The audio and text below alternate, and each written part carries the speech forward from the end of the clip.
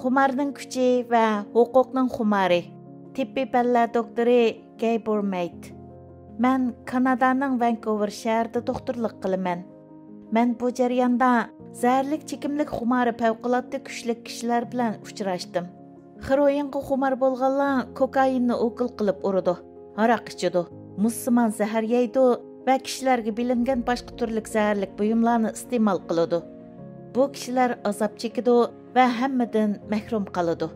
Halbuki hech narsa ularni xumardan yondira olmaydi, voz kechira olmaydi. Ularning xumari to'limi kuchli.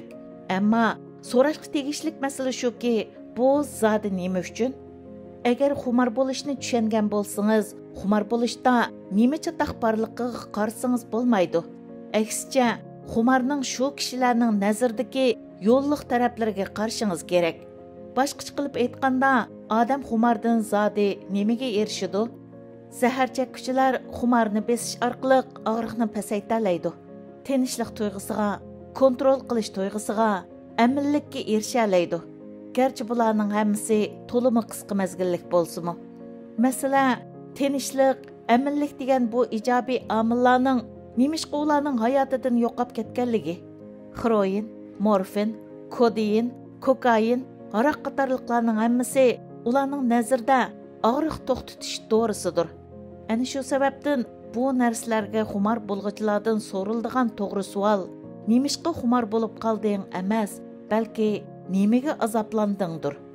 Men xumarga kishiga vaqtliq ozodlik va vaqtliq huzur beg'ishlaydigan, ammo uzun muddatdan qaraganda kishiga ziyon soladigan, ba'zi salbiy oqibatlarni keltirib chiqaradigan, ammo bu salbiy oqibatlarga qaramasdan kishi uningdan voz kecholmaydigan har qanday qilmish deb aniqlama beraman. Bu nuqtadan qaraganda siz dunyoda nurg'un turli xumarlar borligini tushunib olaysiz. Darvaqa, zaharlik chekimlikning xumari bor. Ammo kishilar iste'molchilikqa, internetga, mol sotib olishga, yemaklikka xumar bo'lib qolishadi. Biz insonlar och arvolarimiz. Hammamizning ichida to'ldirilishga muhtoj bo'shliqlar bor. Nurg'unlarimiz bu bo'shliqni sirtdan to'ldirishga tirishimiz. Xumar ana shu bo'shliqni sirtdan to'ldirish urinishidir. Endi kishilarning nimishqa azoblanganligini bilmoqchi bo'lsangiz, ularning geniga emas, turmushiga qarishingiz kerak. Mening xumar favqulodda kuchli bemorlarimga nisbatan ularning nima uchun azoblanganligi to'limi aniq. Chunki ular umr bo'yi xo'rlangan. Ular hayot safarini xo'rlangan bola sifatida boshlagan. Men 12 yil jarayonida davolagan yüzlügen ayollarning hammasi balalik chig'ida jinsiy xo'rlashlarga uchirgan. Erlarmi ro'yi zarbiga, jumladan qayta jinsiy xo'rlashlarga, tashlab qo'yilishga, jismoniy xo'rlashga va hissiy zarbiga uchirgan. Mana bu ularning azobining sabablaridir. Bu yerda inson mengisidan iborat yana bir narsa bor. İnson mengisi muhit bilan o'zaro ta'sirlashish jarayonida yetiladi. Menga nuqul holda gen jatili programlangan emas. Balalıqdaki muhit mengining taraqqiyotiga ta'sir ko'rsatadi. Zaharlik chekimlikning xumar qiladiganligi to'g'risida xato tushunchalar mavjud. Amaliyotda xumar qiladigini nuqul holda zaharlik chekimlikning o'zi emas. Chunki ko'pincha zaharlik chekimlikni iste'mol qilib boqqan nurg'un kishilar uningga xumar bo'lib qolmaydi. Undaqda masala shuki, nimishqa ba'zi kishilar osonlik xumar bo'lib qoladi. Masalan, yemeklik aslida xumar qilmaydi, ammo ba'zi kishilar uningga xumar bo'lib qoladi. Mal sotib olishmi aslida odamni xumar qilmaydi, ammo ba'zi kishilar uningga xumar bo'lib qoladi. Televizor aslida odamni xumar qilmaydi, ammo ba'zi kishilar uningga xumar bo'lib qoladi. Undaqda ba'zi kishilarning bu narsalarga osonlik xumar bo'lib qolishining sababi zodi nima? Kishilar nimishqa dopamin va endorfinga o'xshash kimiyalik moddalarni qabul qilishga muhtoj bo'ladi. Chunki ular balalik davrida xo'rlashlarga uchirganda, ularning nervi yo'llari normal taraqqiy qila olmagan bo'ladi. Hayotingizda, bo'libmi kichik vaqtingizda muhabbat va rishta kamchil bo'lsa, muhim nervi yo'llari normal taraqqiy qila olmaydi. Ya'ni xo'rlangan ahvollarda ishlarning taraqqiyoti normal bo'lmaydi. Ular zəhərlik çekimlik çəkkəndə mengisi asan təsirə uçraydı.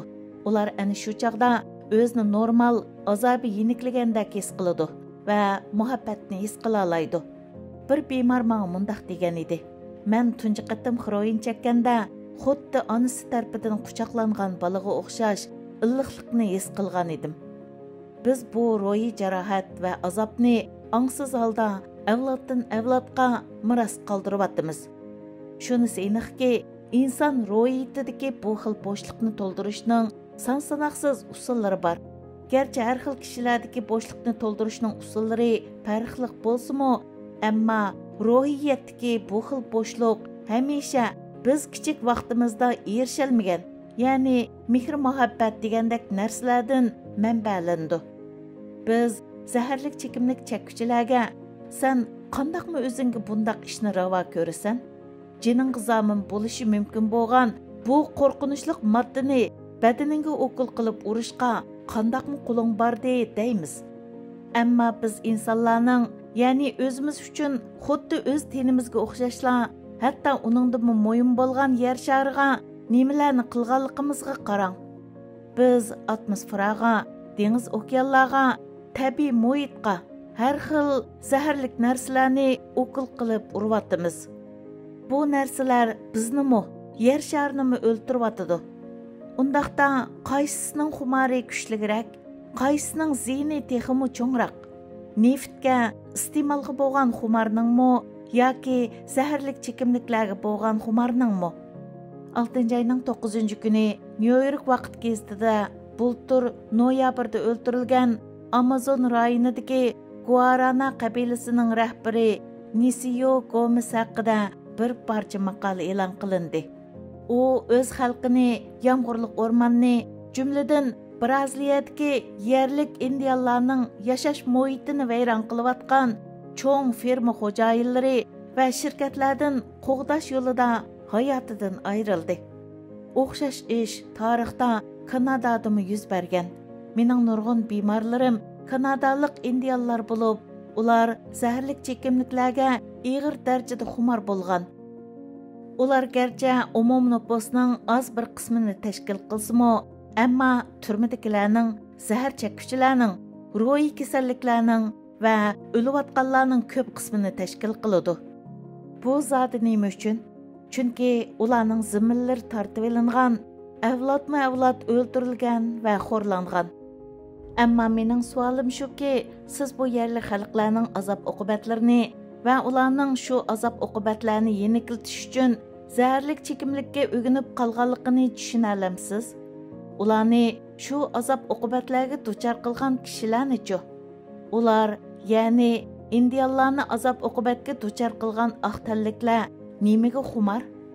Shundoq, ular huquqqa, boyliqqa, egilib olishga, o'zini kuchaytirishga xumar. Ular texmi xo'shal va kuchlik bo'lish uchun huquqqa muhtoj. Shundaqla ular ashu huquqqa erishish va uni saqlab qolish uchunla urush qilishga, nurg'un kishilarni o'ldirishga tashna. Huquq xumari hamisha kishi sirtdan to'ldirmoqchi bo'lgan bo'shliqqa aloqador ishdir. Napoleon huquqidan ayrilib, Saint Helena orlig'i surgun qilingandan keyinmi, "Men huquqni so'yman, men huquqni so'yman" deb jar solgan edi. U o'zini huquqsiz tasavvur qila olmaydi. Ya'ni u sirtqi huquqdan mahrum bo'lsa-la, o'zlik tuyg'usini yo'qotadi. Shunga muhiti vayron qilingan, klimat isib ketayotgan, dengiz okeanlari talon-taroj qilingan, mushkulotlarga to'lgan bu dunyoga nazar solganimizda biz hokimiyat beshidagi insonlardan insof kutib yursak bo'lmaydi. Chunki shundoq deyishga majburmanki, ko'pincha hollarda huquqdor kishilar dunyodagi ro'yitli eng quruq kishilar bo'lib, ular hargiz biz uchun masalalarni hal qilib bermaydi. Avtor xroin xumarining orqa ko'rinishini kishilarning azob-uqubatlariga bog'lab tushundirdi. Lekin bu hargizmi azob-uqubatga qolgan kishi xroin cheksa bo'ladi deganlik emas. Shundaqla xroin chekishilarning uningga xumor bo'lib qoladiganligi bugungi tibobat dunyosida talash tortishsiz qabul qilingan haqiqat bo'lg'achqa. barcha qarindoshlarimizni, shaxsni, oilani va jamiyatni vayron qilib o'tadigan bu oq alvosdan qat'iy yiroq turishga takror undaymiz.